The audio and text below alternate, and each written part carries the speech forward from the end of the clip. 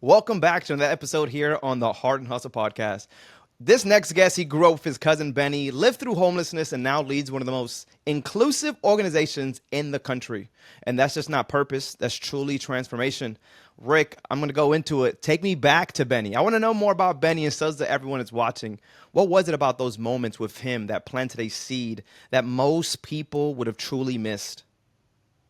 Yeah. Thanks. Good to see you, Efrain. Happy to be here. It's one of my first memories that I have as an adult today, thinking back to my childhood. We grew up in upstate New York, in central New York, just a couple of miles away from the Baseball Hall of Fame in Cooperstown. And Benny was a kid he was a cousin. One of my mother's older brothers had multiple children, and Benny had an intellectual disability. He also had a seizure disorder, and so like every kid, everybody wants to play, and everybody can play. And so Benny did all the things we could do, but as we got older, we realized that Benny couldn't read as fast as we could. He couldn't comprehend math. He had difficulty in subjects in school. But at the end of the day, he was just like us. And so back in the 70s, when I was going to school, 60s and 70s, kids with disabilities didn't go to our school. They went to a special school in New York State. And so Benny was separated from us. And part of the bringing everybody together, we also had friends that also had their level of disability. We didn't know what those were because no one spoke about disability back then. No one spoke about being different because we were breaking windows in the old warehouses that were broken down. We were playing baseball. We were playing football in the streets. We did everything kids do. We just didn't look at what made us different. We looked at what really brought us together as family and also brought us together as friends.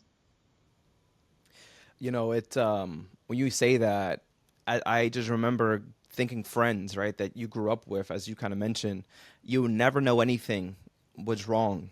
And then as you kind of grow older and you guys graduate, you start to see people change in their directions and where they're going, and realizing that it's just because now they're on their own. They don't have those friends. Now they have to kind of almost deal with their own issues, and I say that because we all have our own problems, our own issues, our own disabilities, right? And sometimes we don't know until we're actually having to face it alone. Because Benny was just so excited to be around people that loved him for who he was. Because we mentioned earlier, right before we got here, we're all somebody, and then sometimes you get left alone. You question yourself, am I somebody? Right? But now you're in a space, the Kennedy Collectives, the mission is truly just allowing these individuals to feel like they're somebody. Is that what got you into this space, Rick? Like, what got you into being part of the Kennedy Collectives and their Yeah. mission? So this "I am somebody" phrase comes from a friend, a dear friend from years ago, Tom Miller, who taught a nationwide self advocacy program. And Tom had cerebral palsy, and Tom was working in the space of providing employment to people with disabilities. So this concept of "I am somebody," I first learned from Tom. But I think I learned that long time ago when I was growing up. And when I look at what families go through who have kids with disabilities, I look at my own family and what we experience having a daughter with multiple disabilities. It really begins to question, or families begin to question, what's my function? What's my purpose? What's the value that's going to be brought into our life with this child? And so early on, I can remember being the person who would take a stand for. I didn't even know what the heck taking a stand was, but I was the one that would raise my hand and ask a question about why so and so was being treated differently. And then I found myself in high school gravitating towards those kids that were different, those kids that had a visible physical disability, and really being attracted to being a part of their world and learning as much as I could. Back in the day, kids with Down syndrome, again, weren't going to public school. They were going to special school. In the state of New York, it was BOCES, the Board of Cooperative Educational Services. They'd go to BOCES during the day, but then participate in sports with us after school, just as if They were part of our regular classroom, but we didn't have that level of experience. What we had was what they could perform in an athletic endeavor, or how they could perform in a musical or in a chorus or in a band. And so really looking at kids being kids, I think really was the beginning of, yeah, I can make a difference in somebody's life by focusing on them as a child and seeing them. Most folks that I've learned in my 43-year professional career now with disabilities are essentially invisible in their community. There are very few people that are working. We've got a massive unemployment rate in this particular population, and I think in part due to visible bias, in part due to bias about what someone can't do versus what they can do for my business, small business, large corporation, nonprofit like the Kennedy Collective. And so this being somebody, I am somebody and making an impact, really then provides that pathway to belonging to a broader community. And again, when we look at the areas of segregation that our country has gone through with a variety of populations, the disability community, from a segregation standpoint, is frequently left out. We're making great strides. We're doing some wonderful things, but we continue to have a day in and day out experience of belonging and making sure that we are doing everything possible to integrate everybody in our community and not just those who lend specific value that we can see or feel. I love that, Rick, and I love that you're in this space. And I actually spoke to a leader, I believe, last week from, I might butcher this, but I believe it was the Lighthouse, Louisiana Lighthouse. But what they do is they have a huge warehouse with very high power manufacturing, machines. People with disabilities that are legally blind are running these machines. And I thought, how cool. How, you talk about they can do it all. I think sometimes we automatically put a stigma on somebody because we just look at the visual. Yeah, In reality, these people are doing probably better than what we would ever do, yeah, yeah. but they don't have the opportunity. They don't have no one, as you mentioned, being their voice at times. And yeah, I do agree. We are doing better, but there's still such a huge need. I love that we're now seeing them enter their own homes. Like, right, when I speak to nonprofits and I see that's going around the world, of course, we need more people like Rick, more leaders to really advocate for them. But I'm seeing a lot of great things as well, man. What are you guys doing over at the Kennedy Collectives as well to just kind of pour into that, hey, you are somebody, mantra? Yeah, so we're building social enterprises on the employment side. A social enterprise, that ecosystem has been around for a bit over 35 years. And it's really a double or triple bottom line business. The bottom line for us, 65 to 82% of people with disabilities are unemployed in this country. Excuse me. When we look at that and we look at that great unemployment rate, we're missing 20% of our general population in the workforce. And so the first mission for us, and these are not literal missions, these are not longitudinal where they just connect, they're fully integrated. It's like clasping your hands. You can't have your hands clasped if you don't hold them together. So the second bottom line is a positive impact on the environment. For those of us in the social enterprise world that have both a mission orientation as well as an environmental orientation, that then creates the pathway for triple bottom line impact. In our case, we're a SIMS green building certified janitorial company. We have janitors with intellectual disability, physical disability, deafness that are cleaning buildings to today's LEED building standards, green building, green chemicals, etc. When we look at our warehouse and logistics line of business, we're looking at using technology to create an opportunity for a person who can't read to be productive in the workplace. Not every job requires being able to read. Not every job requires being able to fully comprehend, especially if I have a device that tells me through a barcode scan, this is where I am in my warehouse and this is how many pieces I need to pick for this particular production. We also look at, here at the Kennedy Collective, we also look at what exists in my home. What tools, what relationships, what pieces of equipment are going to make me more successful. We're looking at conduction, convection type ovens, stovetops. If we're looking at devices we can attach to our microwaves that can detect when I might have pressed the wrong button and started cooking my food for 10 minutes rather than 1 minute. And this device will pick up the scent of food just before it begins to burn and shut the microwave off. Looking at those individuals who require being lifted out of a wheelchair and using adaptive equipment in their home to make their home more accessible. Same thing with vehicles, utilizing accessible vehicles.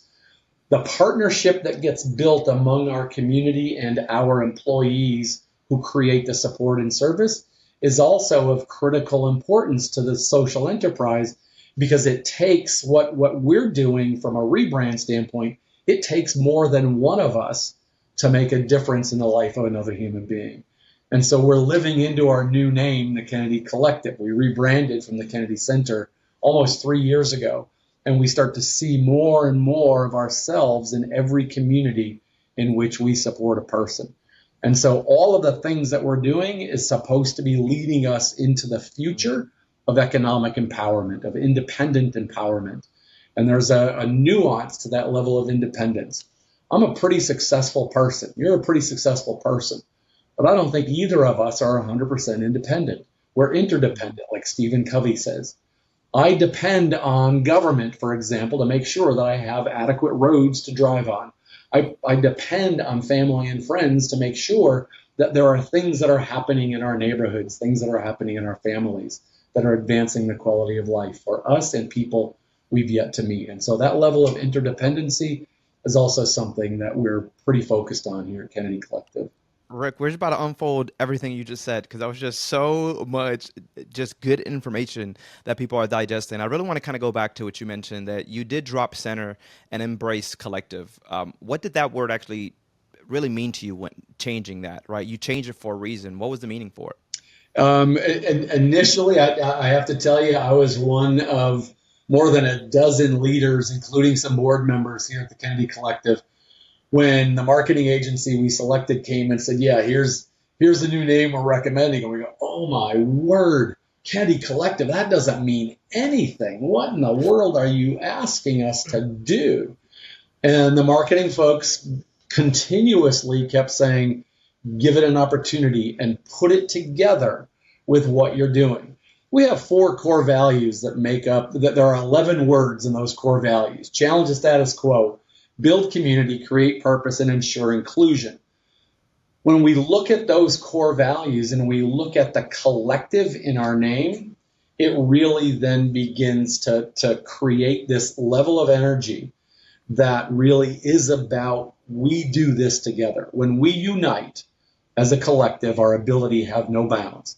And so when we start looking at everything we're a part of, community living, community employment, community socialization, everything begins with this concept of community. And when we look at one of the definitions of collective, it really is about community, right? And we start seeing that each of us has a role to play, and each of us as somebody creates impact for the future, not only for ourselves, but for people we've yet to meet. And so there's a phrase that we use here at the Kennedy Collective, just like I never met our foundress, Evelyn Kennedy, but just like I think she created 74 years ago, she made a promise for us to be here in 2025. And we're making a promise for people to be here 74 years from now without ever meeting them. And that promise is maintain the consistency, maintain the integrity, and ensure that people with disabilities have equal access to everything that each of us has in our community.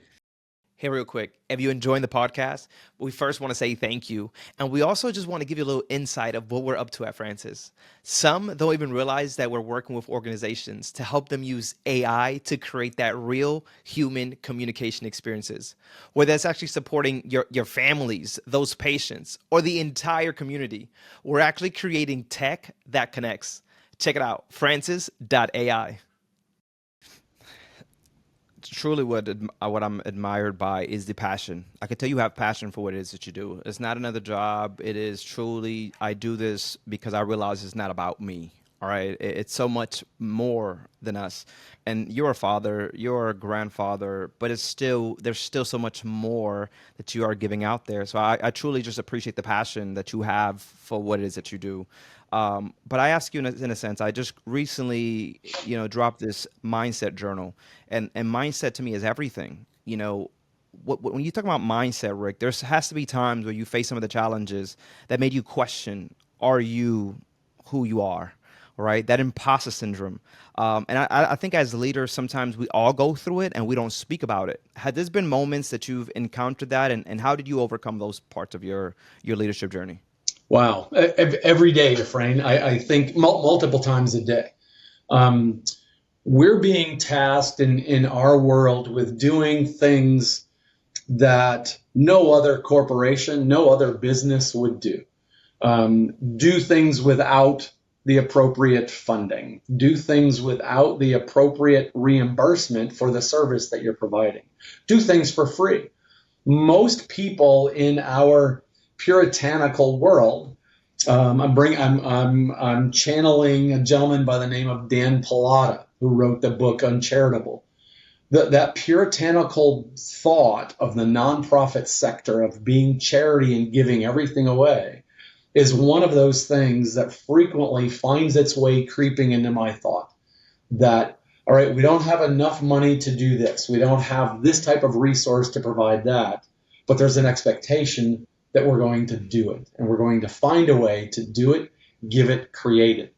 And so when those thoughts creep in about I'm less than, when those thoughts creep in and show up because I just left the state capitol in Hartford and we're not getting another dime of resource for the next fiscal year, that quickly disappears and goes away because it's then replaced with, if not us, then who?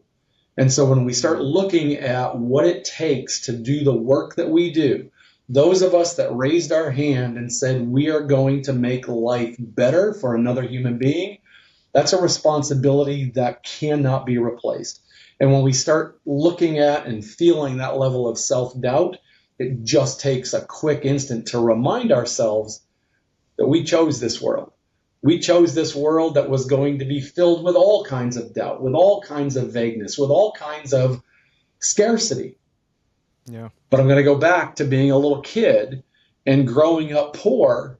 We didn't know scarcity because the people around us ensured that we lived abundantly.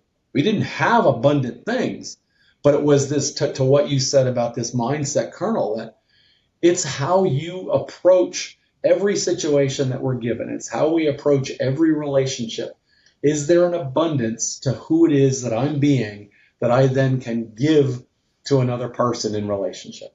And so that's what the Kennedy Collective does best, is we look at erasing those moments of self-doubt and erasing those moments of invisibility and creating a pathway for us to equally walk forward. So good, so good. I appreciate it. I'm also going to transition that into those that may not know the space very well, right? You guys are working with those with disabilities. How do they shift their mindset to see things different from a different perspective? People may not have this in their family. Usually that's where people could relate because they have it within their family. But how about for those that just are not in this space? They don't encounter this on a day to day. So when they see someone with a disability, it's almost already judging. How do we shift that mindset? So we shift here at the Kennedy Collective through a concept that we call collective voices and impact storytellers. And so when we rebranded, it's important for each of us to tell our story. Our story is powerful. No matter what walk of life we come from, no matter where we come, we're powerful human beings. The nature of who we are is something that we need to be related. Very few of us, I've never met a person in my life that wants to be isolated. I've never met one of those folks that wants to wander off and never be in contact with a human being again. I've always met people who want to belong. And so when we start thinking about how to create that level of belonging is something that we instill in all new employees. We instill in the ability to listen. Listen to people who may not have the ability to use spoken language. Well, Rick, that seems like counterintuitive. How could I listen to somebody who doesn't have spoken language? There are multiple ways to communicate. And that's one of the things that I've learned throughout my career. It's one of the things that I've learned as a dad. It's certainly one of the things that as a CEO, we have to do better. We have to become better at listening, and we have to become better at being able to take what we've heard and put that into impactful action. You're just amazing. Every time I ask a question, I'm just sitting here just like deep in listening to what Rick is saying because he's so good. Rick, I told you we're gonna unfold a lot of these things. You mentioned a little earlier about technology and where we were in this space, innovation. You also just mentioned communication. I think we're in a space where AI is helping us communicate. You talked about just embracing people, which is why I believe that AI will never replace a human being because people need people, right? I think AI becomes a tool for us. However, I want to know when it comes to AI, Rick, how are you guys using it now, and maybe how would you want to use it when it comes to communication in itself, communicating within our internal team or maybe even our external teams? Yeah, great question. I think the our sector, our population has benefited from assistive technology in recent years, and certainly in recent months with the advent of all of the different chat platforms, right? Most of Hmm. us are thinking that AI is limited to the bot that we're typing in prompting commands to. In our world, AI has been around from an accessible wheelchair that has the ability to lift me out of the chair and have me stand. That's artificial intelligence. We have the Boston Robotics. When we start looking at what the military has done in the field of robotics, that comes to the general population, and we find ourselves benefiting from it in the disability community from an augmented communication standpoint. I can remember going back to the early 1980s where this whole augmented assisted communication was taking place with those people who had zero speech and didn't have the ability to use American Sign Language. And so we've got devices, we have software that are being used. We have a young woman here at the Kennedy Collective that is essentially nonverbal, but is an amazing communicator because we have worked with rehab engineers to create pathways for her iPad device that she can use a head click, type out all of the sentences using various eye gaze pictographs, and communicate like you and I are communicating today. That's AI. And so we're using that with assistive technology, assistive devices. Administratively, we're using AI in process mapping, in process development, and looking at standard operating procedures in our business enterprises and helping us to write technical proposals for RFPs where we're competing against the small business community. When we're looking at the philanthropic side, grant writing, letter writing, communicating to a broad based donor network, we're also using those chat bots to help create some of that pathway as well. And so I think in the next, I want to say 5 years, but I think in the next 5 months, we're going to see even more dramatic change finding its way into our world, helping our Yeah. employees do concurrent documentation using AI so that when Rick and Efrain are working on a project together, we can just simply use our own speech to text and have the note of that particular session. That's a great use of AI. Yeah, man, I do agree with you. AI is moving faster than what we believe, and I'm happy that as a nonprofit leader, that you see it, right? As a leader in general, that you see it, because I don't know that a lot of leaders are. I speak to so many of them, and they're still kind of behind, and still living in fear, And I think to myself, like, man, it truly makes a difference. It makes us move a little faster, makes us think a little, more creative. There's times I always go back to this one story. I had one of my board members, 70, maybe two. I might be giving her a little less years, but still in her 70s. And there's people that in their 70s, that's it. They're just kind of tapped out. I don't want to learn anymore. But I was like, hey, I see that you have to write like 10 to 12 scripts. And it was almost like copy and paste. Do you mind if I teach you ChatGPT? And she's like, sure. When she was seeing it, she was just in awe of what it was truly doing and how fast it was being done. And she's like, Efrain, it's overwhelming because I'm seeing it digitally, but I would love to just do it while you're there with me so you can kind of walk me through. Yeah. But it's cool that we are in a space where it don't matter what age you're able to use AI and it truly does help you. So I'm happy to hear. You know, another thing I forgot to mention about the nonprofit Louisiana Lighthouse, or it might be backwards. Their CIO, I believe, no, COO is legally blind, but she also deals with all their tech. So it goes back to what you're saying, right? It's like it doesn't matter what the disability is. You have a COO of a company, and they're dealing with all the tech. Like it's possible, right? So I say that story because we've been talking about it, Rick. A lot of people feel that they have a disability and it holds them back. I'll tell you another one. I'm a big wrestling fan. All right, I'm a big wrestling fan. The guy that was going for the championship, no one ever knew because he didn't do a lot of talking. He started to talk, and you realize, oh wait, he's deaf. So this dude's a professional wrestler, and he's fighting for every single person that never thought they can get in the ring, you know, and wrestle. And now the work that he has to do probably a little bit more work because he has to kind of read what's going on to kind of interact, but it's possible, you know. So I just love that this conversation was it's possible, you know, for those that have disabilities, because sometimes disabilities also you can't see a disability, you know, but we live with it and we think that we can't, we're not good enough. We talked about it earlier that we're not good enough, but you are. And these are the conversations that I love to have, Rick, because we're showing people you are completely capable of doing whatever you want to do. We have to just find the right resources, which is why we have these conversations. It's strictly resources. A lot of the things that you're saying, I can imagine people never even knew existed. Didn't know what that, you know, didn't know was a thing. But you guys don't just do one or two things. You guys are a lot. Have we not tapped into something, Rick, that you just want to mention about what you guys are doing at the collective? Yeah, we have, my goodness, 74 years of trial and error. We have 74 years of innovation. I tell folks all the time that today I'm talking to you on a podcast right now, just Yeah. before noon on June 2nd. At 1:30 this afternoon, I'm going to be speaking with a parent about a concern that parent has with a child, an adult child that we're providing services to. At 5 o'clock, I'm having a conversation with a state legislator on a bill that will impact. At 7:30, I'm going to be giving a pitch to a group of folks that want to do some volunteer work. And so that level of innovation, again, takes us all the way back to the beginning. Our world is about being in relationship. Our world is about community. One of the things that we have that we are very proud of, we've been doing for almost 11 years. We'll be celebrating our 11th anniversary, and that's the Maggie Daly Arts Cooperative.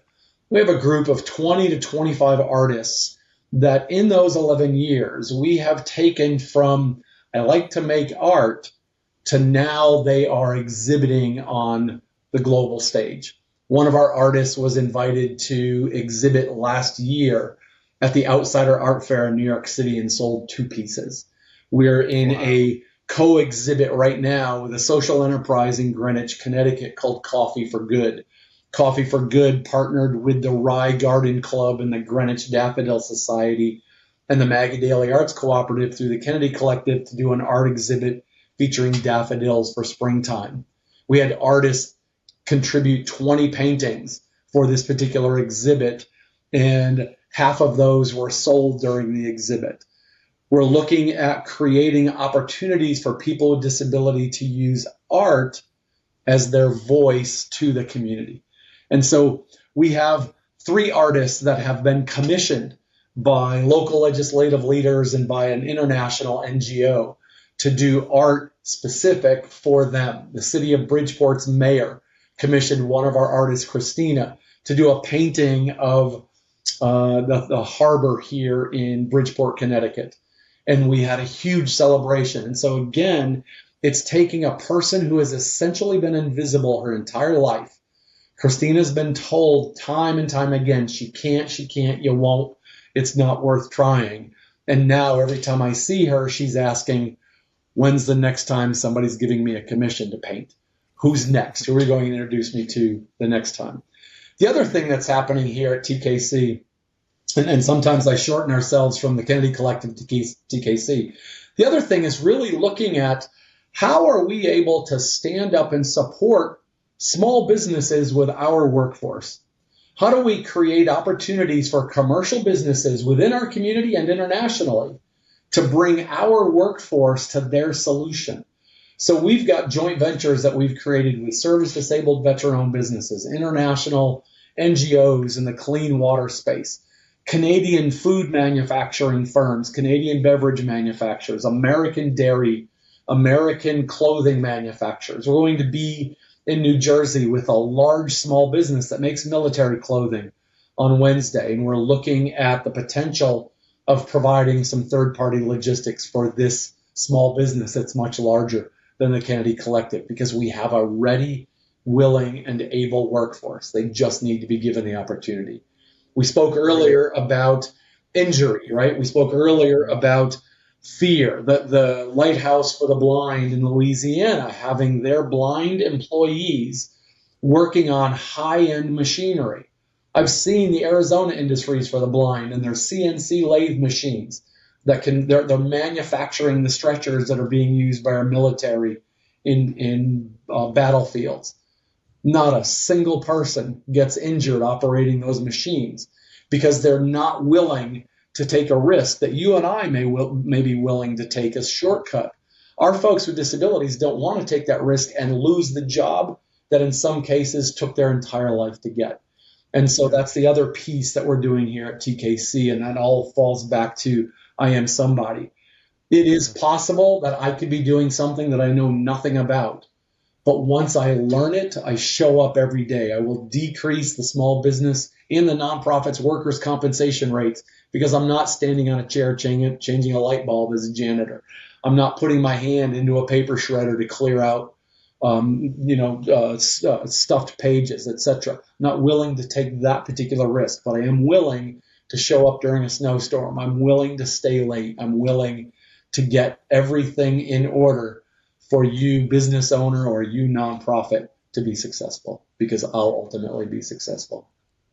Rick, I smile, man, because you truly lead with so much grit, so much gratitude, and giving to, and just giving your time to this. You can just tell you gave me a schedule, and that is giving every ounce to what truly the mission is that you fight for. And it looks like till God decides to call you, this is what the fight is for, man. You can hear it. I sense it, and I love it. How, like, which one are you leaning into the most right now? And why? Between grit, gratitude, and giving, you lead with all of them. But is there one specific one you feel you're more in right now than the others? Tremendous question, Efrain. Gratitude. I'm going to go all the way back to being a kid. Um, I have spent 43 years as a professional. I'm 65 years old with a 20-year-old mindset that I Let's can go, change the Rick. world. And my goal when I was a little kid was to never allow another kid to feel what I felt, being Mhm. abandoned, being poor, being made fun of. And so found myself really gravitating toward, wow, I don't have a whole lot, but I'm pretty darn happy. Not even understanding that that meant gratitude, being thankful for everything you have. So here at the Kennedy Collective, again, using collective voices, when you see and hear our voices, and that's our take on Humans of New York, Kennedy Collective Voices. Hear my story as a person who can make a difference in another life. There is gratitude in everything that we do. I am grateful that I am a part of this particular life right now, this experience, good or bad, chaotic or filled with unbelievable steadiness and peace. The gratitude that I have, that I then impart, that I receive, it's both a giving. Gratitude is a giving and receiving function that each of us has as human beings. And so when we think about that, everything we do, there is going to be some gratefulness a part of that. Families are going to be grateful because we've paid attention to their loved one. Employees are going to be grateful because we have provided a new benefit. We're providing a steady place to spend 8 hours of your day, 8 hours or more than 8 hours. Donors want consistency, and donors want to see impact, and there's gratitude with that. And at the end of the day, gratitude leads to possibility. And I'm not talking about pie in the sky possibility. Anything Yeah. is possible. anything is possible. And that's going to come from being grateful and being filled with gratitude. Guys, this has been the Heart and Hustle podcast. My name's Efrain. This is Rick. We'll catch you guys on the next episode. Laters.